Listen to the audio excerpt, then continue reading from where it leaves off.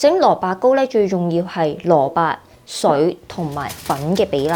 嘅時候咧，將煮好嘅蘿蔔加入去頭先呢一。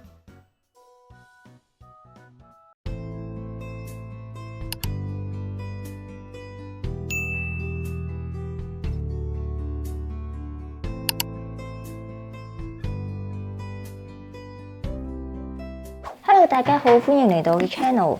今日咧就同大家一齊整蘿蔔糕。依家就睇下今日所需要用到嘅材料。首先材料包括蘿蔔、浸咗嘅蝦乾、乾瑤柱、蝦乾同埋乾瑤柱咧就要浸咗一晚過夜，浸腍身之後方便今日用嘅。同埋臘腸，呢個就要事先蒸10分鐘。當然唔少得就用到粘米粉，呢一包咧係中超度買嘅。陣間咧仲要用埋乾葱。咁乾葱陣間會切粒。整蘿蔔糕咧，最重要係蘿蔔、水同埋粉嘅比例。粉水嘅比例咧就要視乎翻你用幾多嘅蘿蔔肉啦。調味會用到鹽、糖、雞粉、黑椒碎。好，首先就處理咗蘿蔔先。蘿蔔咧就首先要批咗皮，咁刨嘅時候都刨深少少，因為咧蘿蔔本身有啲苦味，咁所以要刨走晒面嗰啲皮，先至冇咁多苦味。刨好咗一條蘿蔔啦，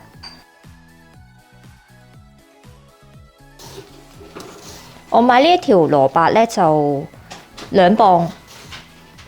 佢唔係稱重量，佢係全部嘅蘿蔔咧都係賣2磅，你就揀一條你自己覺得最大條啦，同埋最靚。然後就可以將蘿蔔切條，視乎你自己個人嘅喜好。如果你中意食到蘿蔔糕有蘿蔔一條條嘅口感，就記得唔好切得太幼啦。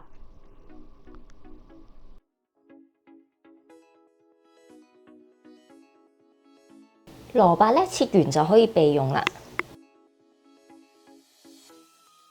然後就處理埋其他嘅食材，咁就係蝦乾、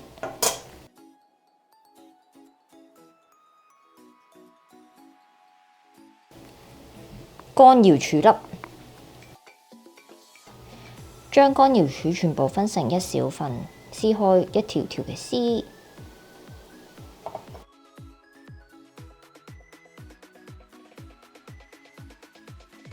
同埋臘腸，切嘅時候都要小心啲，因為都比較難切。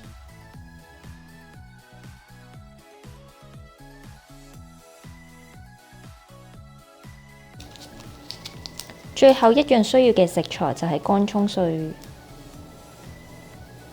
通常我會一次過整一大堆，咁就唔使成日備菜。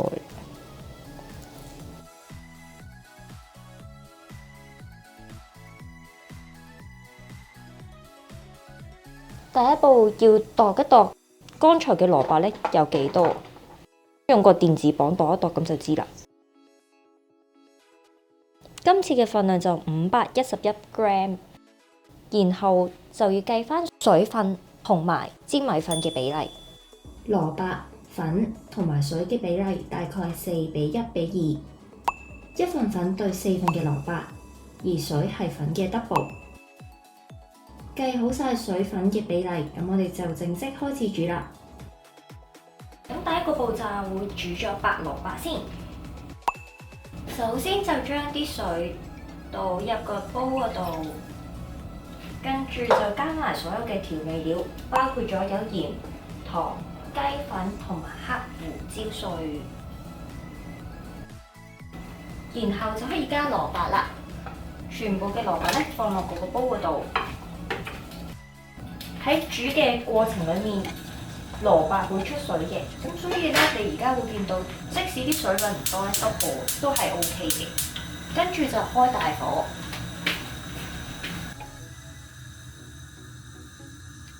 煮滾之後就可以較細火，然後煮大概10分鐘。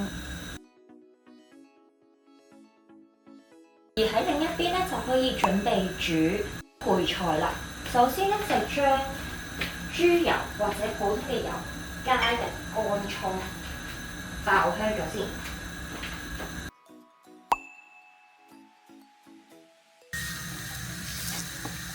將啲乾葱炒至金黃色，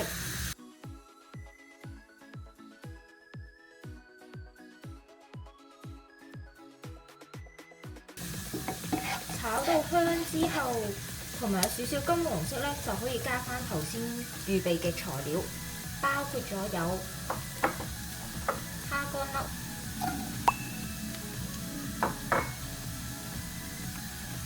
臘腸粒、乾瑤柱絲。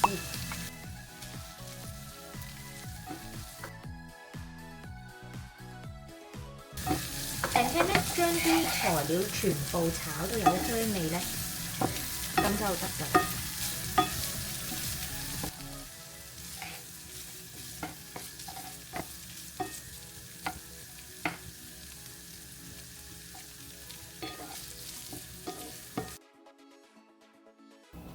然後將啱啱煮熱咗嘅臘味咧，全部放落一個鐵兜嗰度。咁係要喺趁熱嘅時候做嘅，之後就可以加入水同埋粘米粉啦。喺趁熱嘅時候咧，撈勻佢啦。另一邊廂蘿蔔已經煮好，趁熱嘅時候咧，將煮好嘅蘿蔔加入去頭先呢一個嘅臘米 mix， 咁分兩次做，第一次咧我畢咗3羹，跟住咧就攪，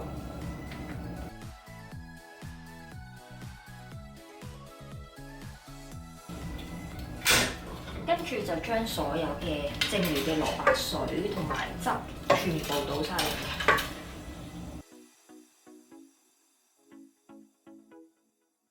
會見到咧係比較稀身。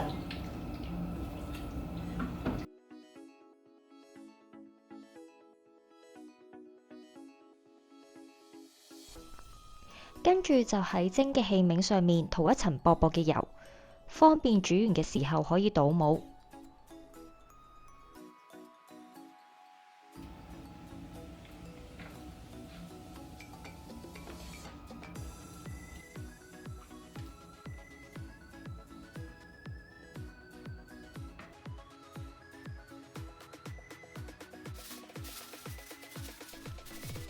冚上錫紙，然後就可以準備去蒸啦。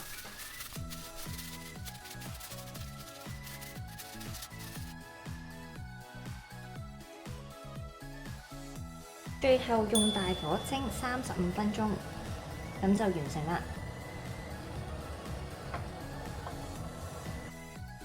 整好之後，我會攤凍，然後放喺雪櫃雪一晚。